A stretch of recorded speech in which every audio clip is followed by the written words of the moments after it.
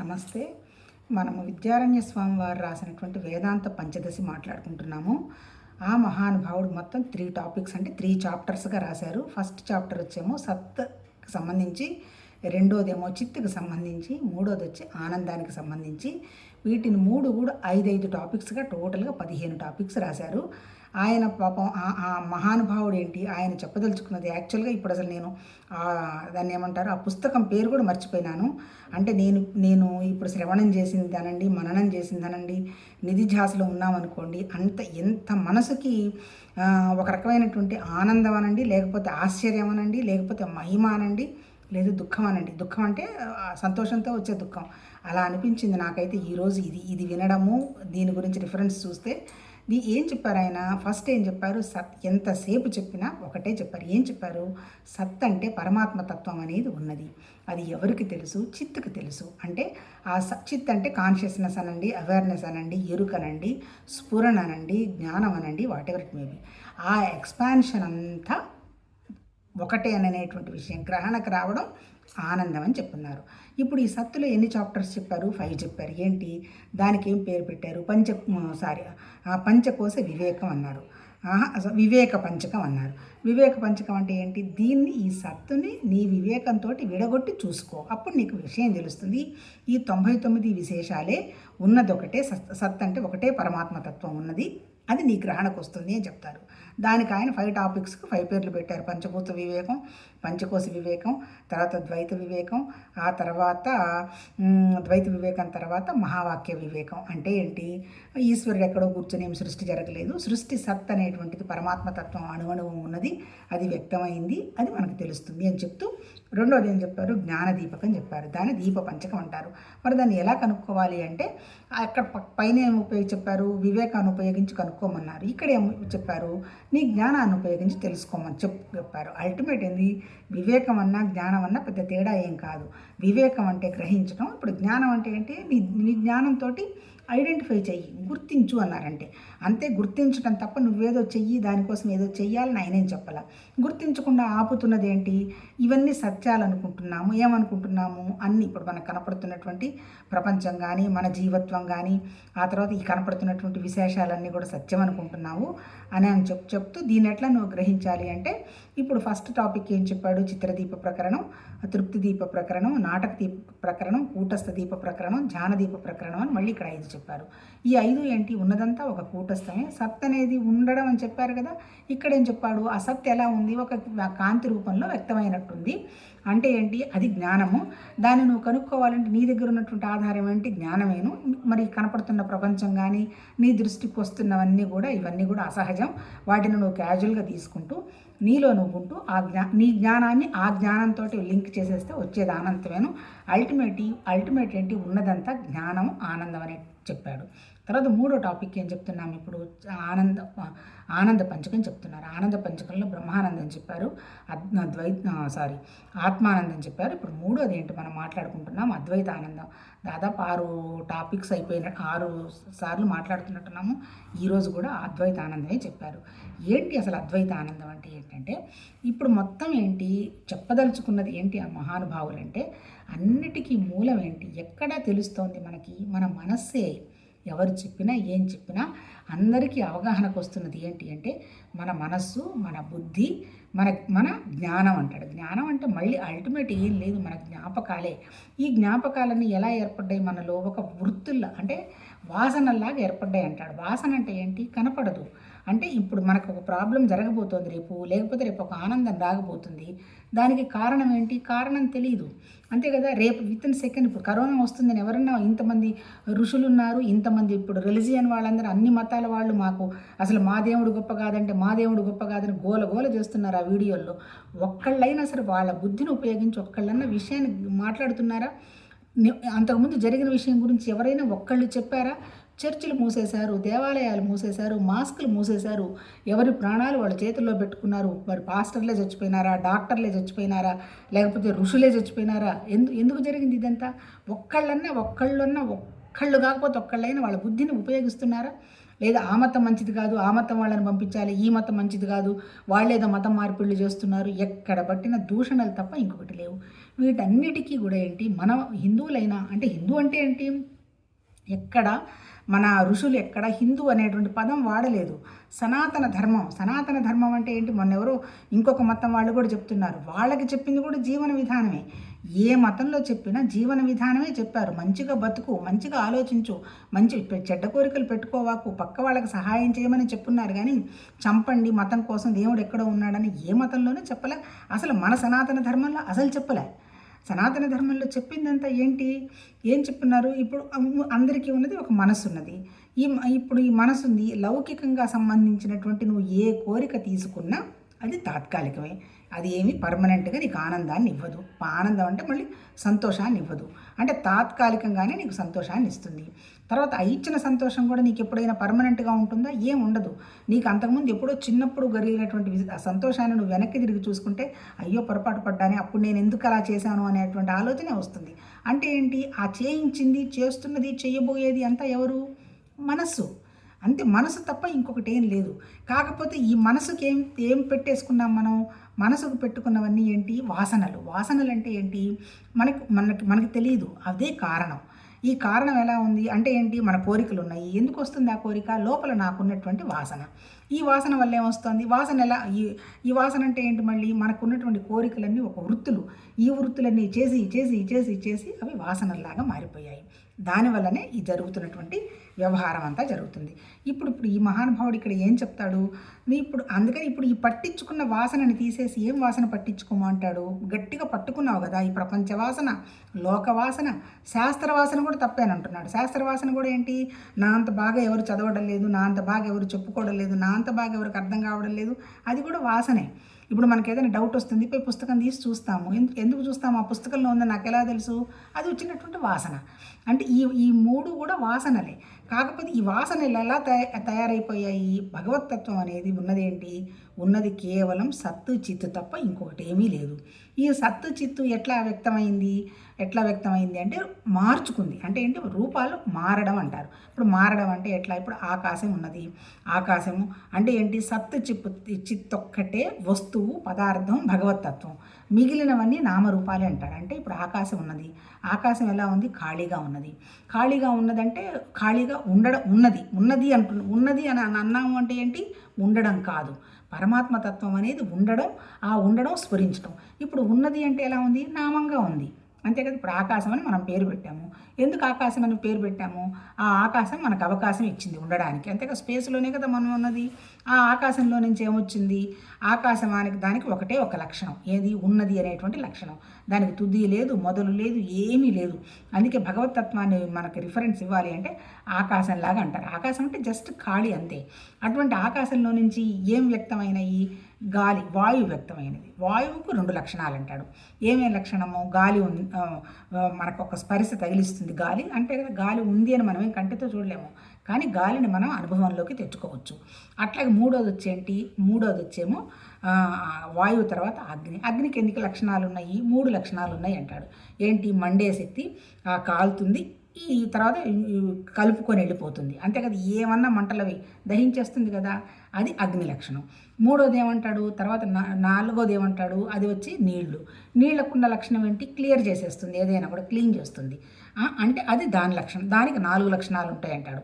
5వ లక్షణం ఏంటి, 5 వచ్చి భూమికి 5 లక్షణాలు ఉన్నాయి. ఏమేంటున్నాయి, ఆకాశంలాగా స్పేస్కు అందులో మనం ఉండే లక్షణం ఉంది. 2 దానికి కూడా ఇప్పుడు ఏంటి, భూమిలో కూడా గాలి లాంటి లక్షణం ఉండబట్టే కదా మొక్క రావడం జరుగుతుంది.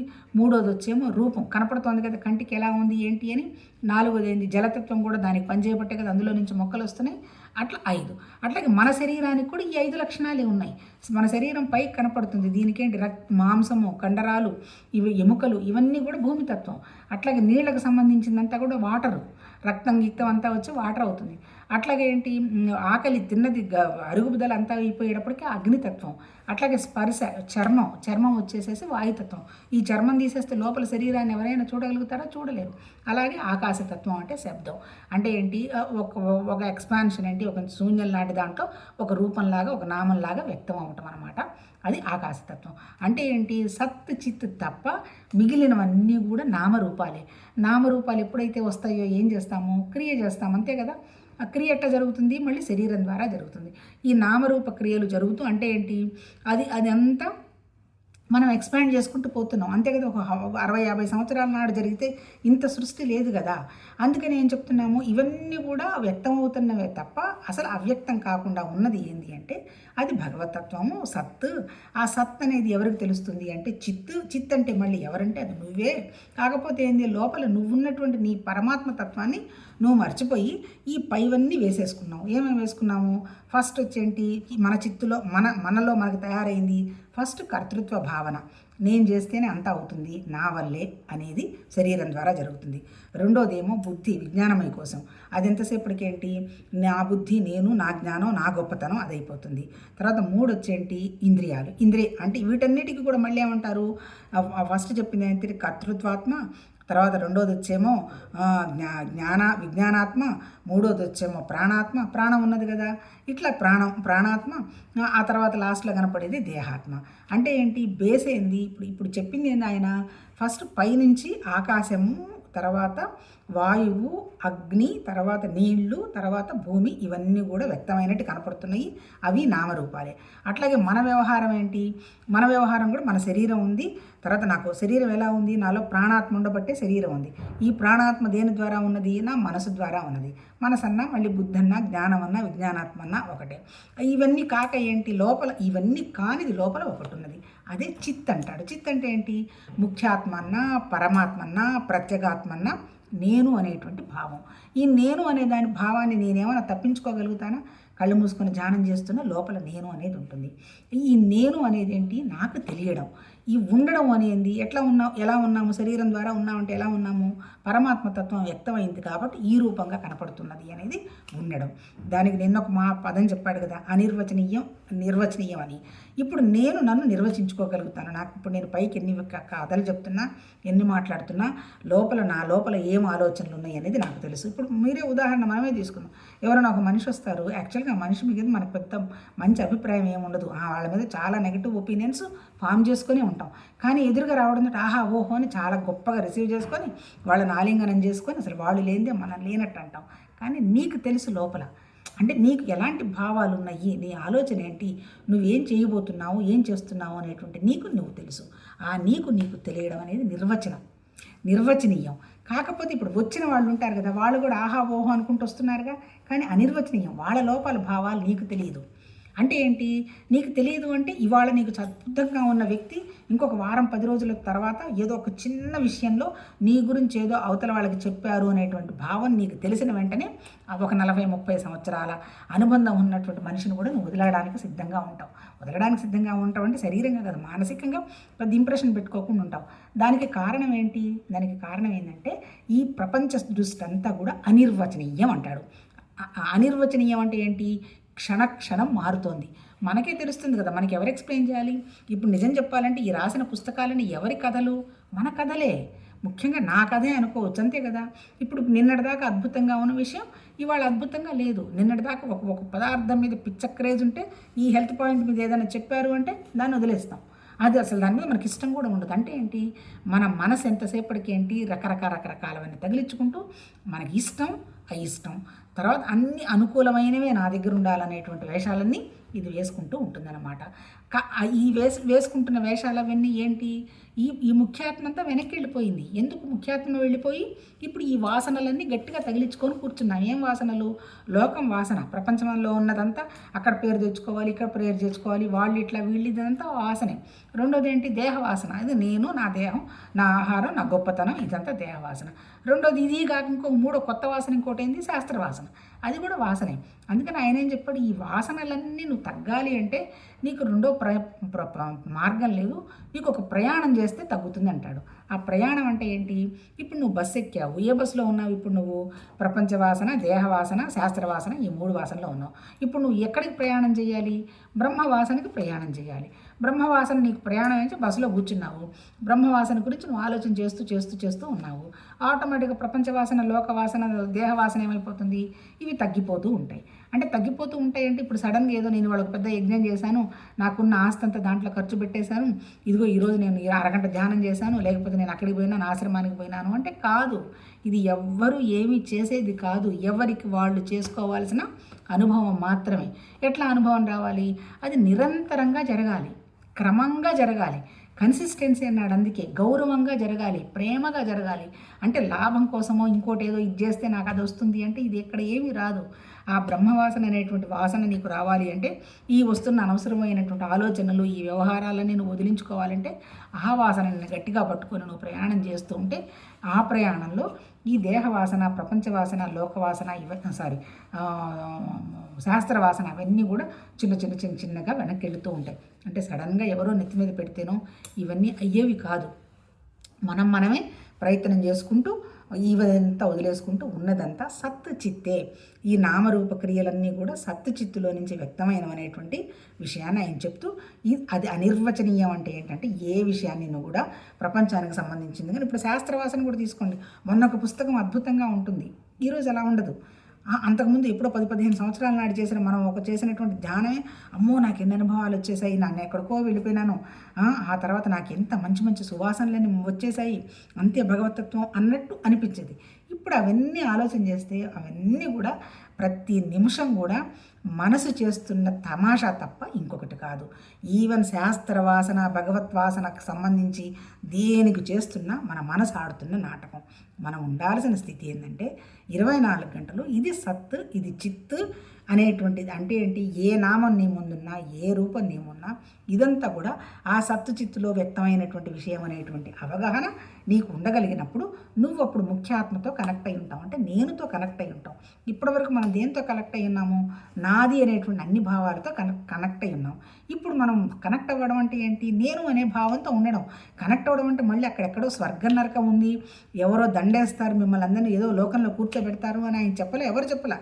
ఈవెన్ శంకరాచార్య గారు కూడా చెప్పలే, ఉపనిషత్తుల్లో అసలు చెప్పలే. అసలు ఇంకా వండర్ఫుల్ నాకు నచ్చింది ఏంటంటే పరమాత్మ తత్వం అంటే మహిమలు అని మనకి పురాణాల్లో అంతా చెప్తూ ఉంటారు కదా.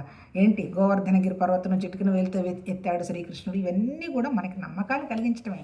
ఇక్కడ నిన్న కూడా ఏదో వీడియో టాక్లో మాట్లాడుతున్నారు, మీ రాముడు ఏంటి, మీ కృష్ణుడు ఏంటి, అవన్నీ కూడా నామరూపాలే. నిజంగా చెప్పాలంటే నామరూపాలు ఎందుకు చెప్పారు? అవేం అబద్ధం కోసం చెప్పలే, మనలో పరమాత్మతత్వాన్ని గట్టిపరచని చెప్పారు. అసలు ఇక్కడ ఏది చెడ్డ అనేది లేదు.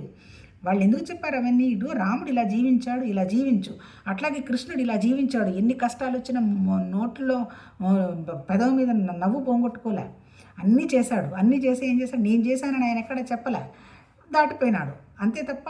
అంటే ఏంటి? మహిమలు చూపించారు అంటే వాటిని మనమంతా మహిమలు అని అంటున్నాం కదా, అవన్నీ మహిమలు కాదు. ఇక్కడ చెప్పినది ఏంటంటే ఈ పుస్తకంలో అసలు మహిమ అంటే ఏంటి? ఈ సత్ అనేది విస్తారం, అంతే కదా. ఎప్పుడు అసలు సృష్టి లేదు కదా, సృష్టి వ్యక్తమైనట్టు కనపడుతున్నవి పంచభూతాలు వచ్చాయి, పంచకోశాలు వచ్చాయి. ఈ పంచకోశాల్లో ఇవన్నీ కూడా ఎట్లా వ్యక్తమైంది అంటే పరమాత్మ తత్వం ఉన్నది, ఒక శక్తి ఉన్నది. ఆ శక్తి మాయాశక్తిని కట్టుకున్నది. ఆ మాయాశక్తి పరమాత్మ శక్తి కలిపి ఇవన్నీ వ్యక్తమైనట్టుగా కనపడుతున్నది.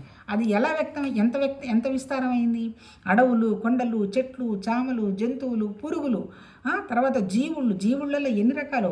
ఆస్ట్రేలియా వాళ్ళు ఒక రకంగా ఉంటారు, అమెరికా వాళ్ళు ఒక రకంగా ఉంటారు, జపాన్ వాళ్ళు ఒక రకంగా ఉంటారు, చైనా వాళ్ళు ఒక రకంగా ఉంటారు, భారతదేశం వాళ్ళు ఒక రకంగా ఉంటారు. అంటే ఏంటి? ఆఫ్రికన్స్ ఒక రకంగా ఉంటారు. అంటే ఏంటి? ఆ పరమాత్మ తత్వం యొక్క సృష్టి, ఆ ఒక్క మాయాశక్తే ఇట్లా వ్యక్తమైపోయింది. అంటే ఎక్స్పాన్షన్ అయిపోయింది. ఎక్స్పాన్షనే మాయ, ఎక్స్పాన్షనే మహిమ. అంతకంటే వేరే మహిమ అంటూ ఏం లేదు. మహిమ అంటే ఇప్పుడు నేను అది తీసాను అంటే ఎక్కడి నుంచి తీస్తున్నావు? బంగారం ఉంటేనే గొలుసు తీస్తున్నావు, బూడిద కాలితేనే బూడిద చేత్తో తీస్తున్నావు. అవన్నీ కూడా కావాలని వ్యక్తం చేస్తున్నటువంటి ఒక అవగాహన లేని వ్యవహారాలు తప్ప అసలు ఒరిజినల్ మహిమ అంటే ఏంటి? విస్తారం. అంటే ఏంటి, విస్తారం అయిపోతూ అంటే బాగా ఎక్స్పాన్షన్గా అవుతుంది. చూడండి ఎప్పుడు ఎట్లా ఎట్లా విస్తారం అవుతుందో. ఇప్పుడు ఇంక ఇంకా ఎట్లా ఎట్లా పరమాత్మ తత్వం విస్తారం అవుతుంది చూడండి. రేపు ఇంకా నా A1 ఆర్టిఫిషియల్ ఇంటెలిజెన్స్ ఇవన్నీ కూడా పరమాత్మ తత్వంలో భాగాలు. ఎవరు ఇవేవి కొత్తగా ఏం కదిలించుకున్నవే కాదు. నీ మనసులో ఉన్న ఆలోచనలే నీకు ఒక ఒక ప్రోగ్రామ్ అవుతుంది. మనసులో ఆలోచన జ్ఞానం లేకపోతే ప్రోగ్రామింగ్ ఎక్కడి నుంచి వస్తుంది? కంప్యూటర్ మెటీరియల్ ఇస్తున్నది ఎవరు? మన జ్ఞానమే. అంటే ఏంటి, మన జ్ఞానం అంటే ఎవరు? పరమాత్మ జ్ఞానం. అది అది ఎక్స్పాండ్ అవుతూ ఉంది. ఆ విస్తారమే పరమాత్మతత్వం. మరి అట్లాగే మనం ఎట్లా, మన మహిమలు ఎట్లా, మన జీవత్వం మహిమ ఎట్లా, మన జీవత్వం కూడా మనది కూడా విస్తారం, అంతే కదా. ఇప్పుడు దానికి ఒక ఉదాహరణ ఇస్తారు, ఎంత నచ్చిందో నాకు. ఒక నిద్ర తీసుకుందాం, నిద్రపోతాము, నిద్రలో ఒక కళ వస్తుంది. కళలో ఎన్ని కళలు కంటాము, ఒకళ్ళని చంపేస్తాము, లేదా మనం కూడా పారిపోతాము, లేదంటే ఆకాశ విహారం చేస్తాము, గంధర్వలోకం పోయి చూసొస్తాము. ఇవన్నీ ఎక్కడ జరుగుతున్నాయి? మన ఆలోచనలలో జరుగుతున్నాయి, అంతే కదా. కళ అంటే అక్కడ ఏంటి, మనం నిద్రాశక్తిలో కూడా మనం విస్తారం అయిపోతూ ఉన్నాము. అది ఎక్స్పాన్షన్. లేచిన తర్వాత మన కంటికి కనపడుతున్నదంతా కూడా మన జ్ఞానం, అంతే కదా. లేకపోతే నాకు కనపడింది నేను ఎలా చూడగలుగుతాను? ఏం చూడలేను కదా. అంటే ఏంటి అర్థం? అంటే ఆ ఎక్స్పాన్షనే, ఆ ఎక్స్పాన్షన్ ఎక్కడ ఉన్నది? 2 చోట్ల ఉన్నదంటాడు. సత్ ఎక్స్పాన్షన్ ఉండడం జరుగుతుంది. చిత్ తెలుస్తోంది జ్ఞానానికి, అది వ్యక్తారం. అది వచ్చేమో పరమాత్మ, ఈ రెండోది వచ్చేమో ఈ శక్తి. ఈ 2 కలిపి ఎక్స్పాండ్ చేసుకుంటూ ఉన్నాయి. అట్లాగే మనం కూడా అంతే కదా. నాకు ఒక ఆలోచన వచ్చింది, ఇది బుక్ చదువుకుంటే బాగుంటుంది అని, ఆలోచన ఎక్స్ప్రెస్ చేసుకుంటే బాగుంటుంది అనిపిస్తుంది. ఎందుకు? బుక్లో హ్యాండ్ రైటింగ్ బాగుండదు కాబట్టి రేపు తర్వాత ఎప్పుడైనా మన భావాలు చెక్ చేసుకోవచ్చేమో అని. ఎక్కడి నుంచి వచ్చింది ఆలోచన? లోపల నుంచే వచ్చింది. మళ్ళీ యాక్షన్ జరుగుతుంది ఎక్కడ? ఈ శరీరం ద్వారా జరుగుతుంది. బయట ఏమన్నా ఉంది, నుంచి ఏమన్నా వచ్చిందా అంటే? ఏమొచ్చినా మన లోపల నుంచే వస్తున్నాయి, మన లోపల వల్లనే జరుగుతున్నాయి. ఐడియాస్ అన్నీ మనవే, యాక్షన్ అంతా మనదే, మళ్ళీ దానికి వచ్చే ఫలితం అంతా కూడా మనదే. అల్టిమేట్ ఏంది? మళ్ళీ ఉన్నదంతా ఆ రెండిట్లో నుంచే మిగిలిందంతా ఎక్స్పాండ్ అయింది తప్ప ఇంకొకటి ఏం కాదు. అందుకనే ఏం చెప్తాడంటే, ఉన్నది ఒకటే అంటే అర్థం ఏంటి? ఆ 2 ఒకటైన తర్వాతనే క్రియేషన్ అయింది అంది. అందుకని అద్వైతం అంటే ఏంటి? రెండు కానిది అంటే ఒకటి కాని అని అన్నట్టు అంటాడనమాట. అంటే ఏంటి?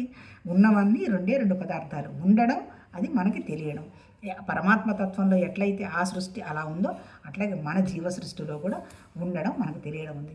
దీన్ని ఆపుతున్నది ఏంటి? ఈ తెలుసుకోకుండా మన చిట్టి మనసు, ఈ చిట్టి మనసులో అన్ని చిన్నవన్నీ పేల్చుకొని కూర్చున్నాం.